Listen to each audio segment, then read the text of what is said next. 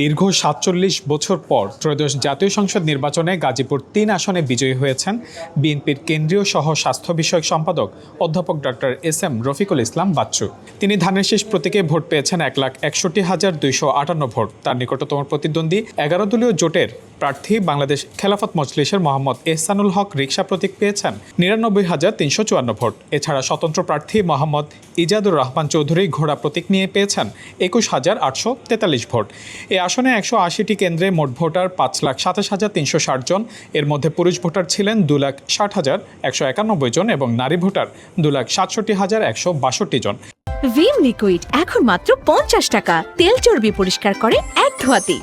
এর আগে ১৯৭৯ সালে এই আসনটি থেকে ধানের শীষ প্রতীক নিয়ে বিজয়ী হয়েছিলেন বিএনপির তৎকালীন কোষাধ্যক্ষ কালিয়াকৈর উপজেলার বাসিন্দা চৌধুরী তানভীর আহমেদ সিদ্দিকী। এরপর থেকে এই আসনটিতে জাপা এবং কার্যক্রম নিষিদ্ধ আওয়ামী লীগের প্রার্থীরা বিজয়ী হয়ে আসছিল।